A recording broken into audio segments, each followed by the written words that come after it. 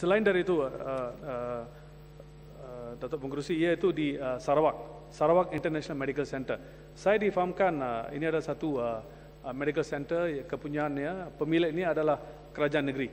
Baru-baru ini ada perbualan di antara kerajaan dengan kerajaan negeri, dan saya difahamkan ia akan diambil alih pengurusannya dan oleh kerajaan persekutuan.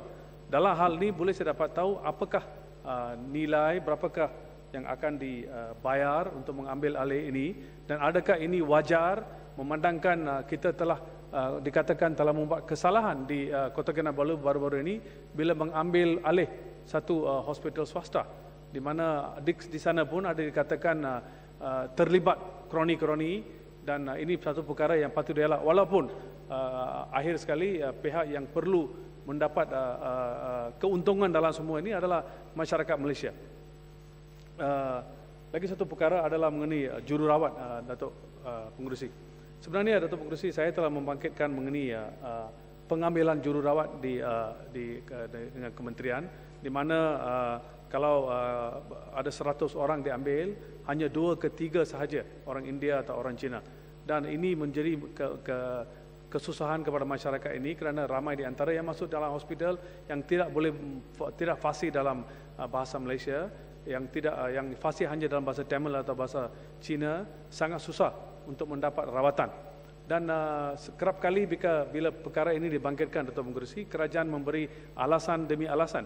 Saya ada membuat ucapan penangguhan 4 tahun dulu, dan setakat ini sehingga sekarang ini saya nak tahu berapakah jururawat yang telah diambil setiap tahun, berapakah di antaranya mengikut kaum orang asli, Kadazan, Iban, India dan orang Cina, dan apakah yang usaha-usaha yang dibuat oleh kerajaan supaya lebih orang bukan bumiputera diserap lagi di dalam menjadi jururawat, dan apakah yang dibuat, apakah halangan-halangan yang ada menghalang mereka untuk mendapat jawatan jururawat, dan alasan yang diberi, saya lagi ingat lebih kurang 4 tahun dulu, adalah the standard answer of the government of Malaysia. Tidak ada ramai yang memohon jawatan tersebut. Kalau sedemikian, yang berhormat Menteri mesti tahu, boleh pergi ke mana-mana swasta hospital, you can see the number of non-Malays yang suka, yang rela untuk bekerja.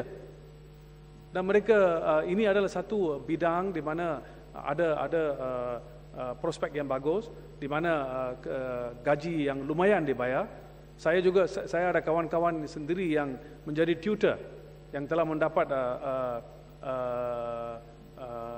scholarship dari kerajaan untuk melanjutkan pelajaran di UK, balik sekarang menjadi senior tutor, dan memberitahu bahawa satu di antara perkara adalah pemilihan, di mana nampaknya ada diskriminasi yang tertentu, dan apakah kerajaan boleh membuat. Yang sudah jadi, yang kita tu that is already over. Tetapi yang baru, di mana keutamaan diberi supaya semua kita based on meritocracy dalam konsep satu Malaysia.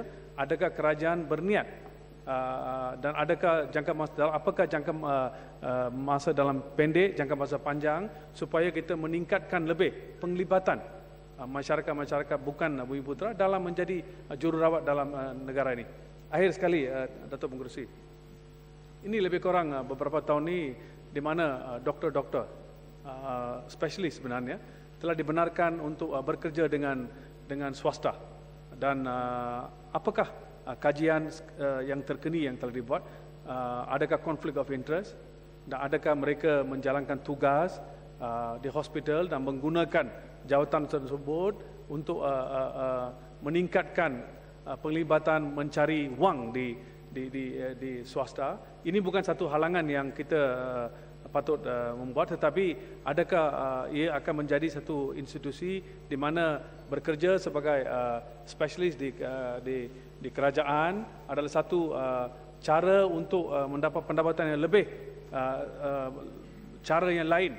Dan saya difahamkan ada spesialis-spesialis yang kurang melibatkan masa di hospital tetapi lebih di swasta, dan apakah kawal selia yang dibuat oleh kerajaan supaya perkara seperti ini tidak terjadi, dan jangan kita terlindung, tertarik kepada hanya untuk kewangan sahaja.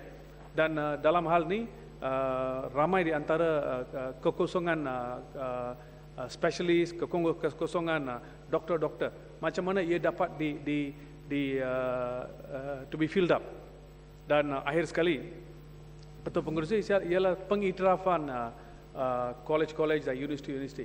Lebih kurang 5 tahun dulu, kerajaan telah membuat satu kesalahan yang besar di mana Universiti Crimea, di mana telah melucutkan recognition universiti tersebut, walaupun universiti tersebut adalah satu universiti yang di Eropah sangat terunggul, dipercayai adalah satu universiti yang bagus. Dan oleh kerana sebab-sebab yang tertentu dan tidak ada alasan-alasan yang konkret, di mana kerajaan masa itu saya lagi ingat, saya membawa usul yang tertentu di mana kerajaan mengatakan bahawa per ratio di antara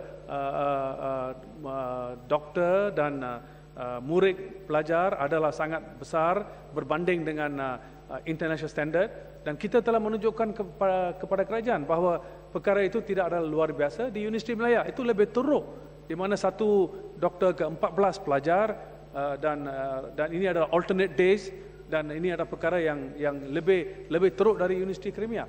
Dan adakah sekarang ada universiti-universiti di Romania dan sebagainya, yang adakah kerajaan juga akan mengiktiraf kelulusan kedoktoran, dan apakah konsep dan polisi yang terbaru supaya kita memberi pengiktirafan kepada universiti-universiti terunggul seperti Crimea University. Terima kasih.